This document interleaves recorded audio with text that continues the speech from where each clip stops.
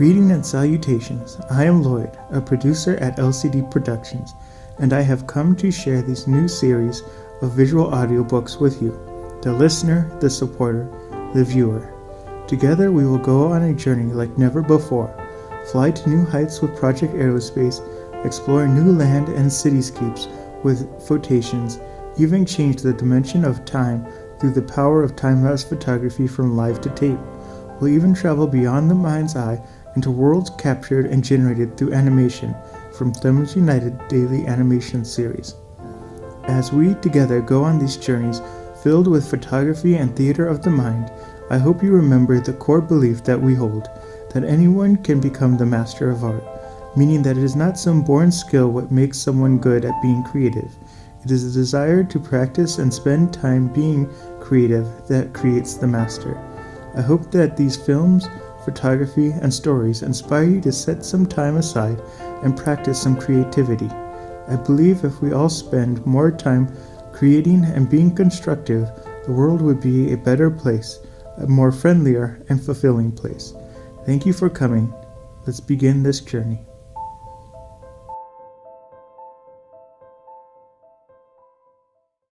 This is Live to Tape, The Girl Aviators and the Phantom Airship.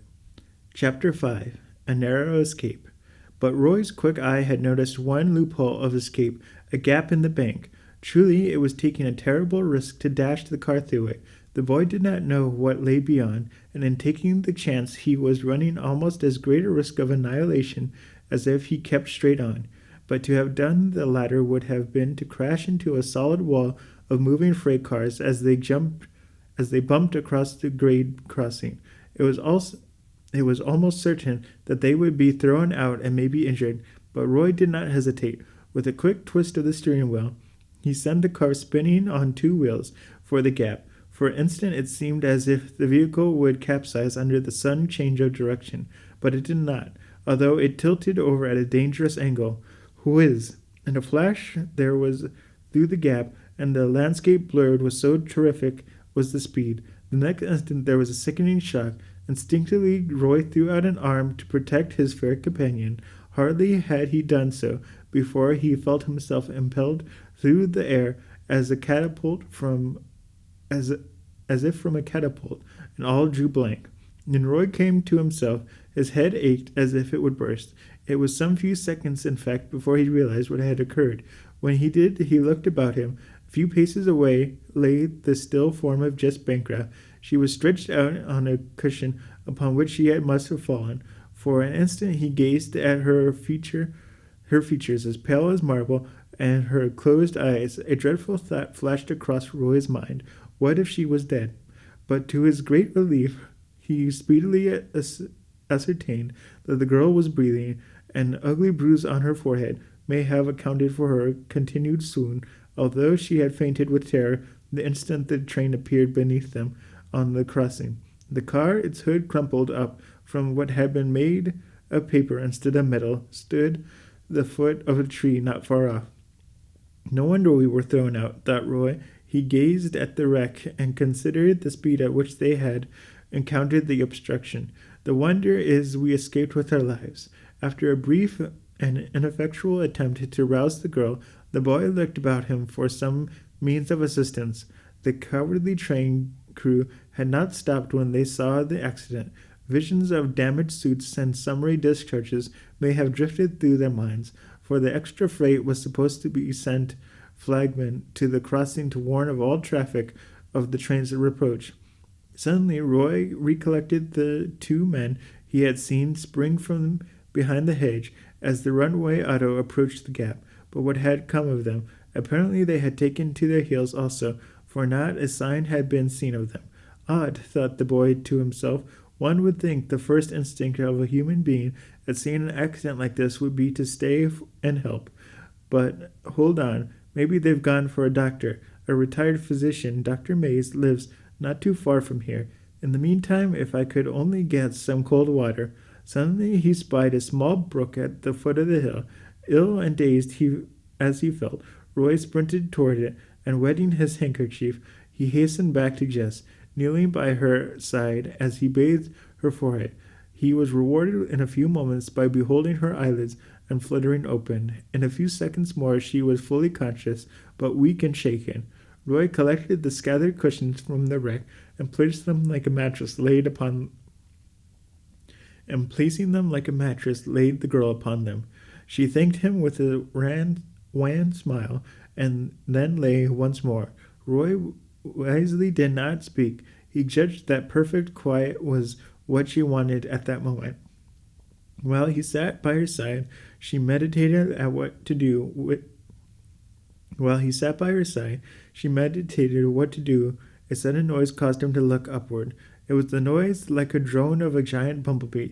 It came directly from above his head. The golden butterfly, shouted Roy, springing to his feet.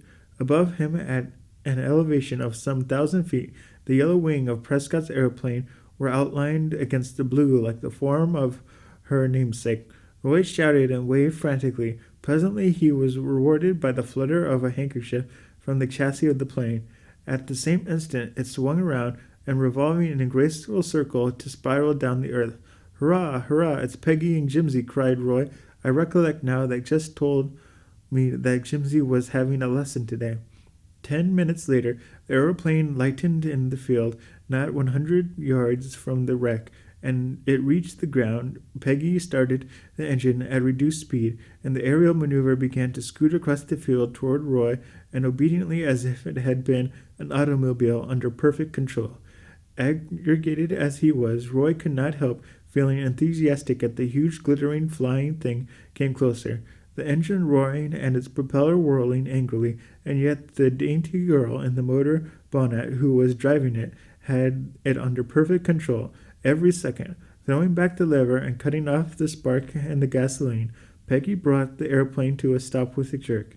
Jimsy, with an alarmed question in his lips, sprang out while Roy helped his sister to alight.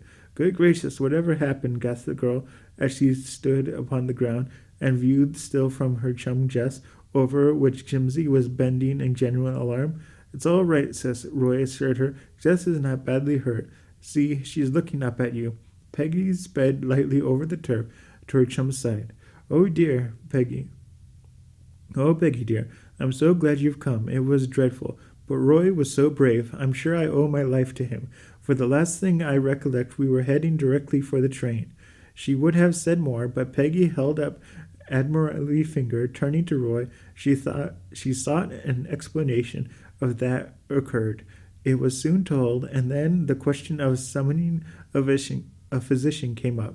In the midst of discussion, Peggy gave a glad little cry. The aeroplane can fly over to Dr. May's house.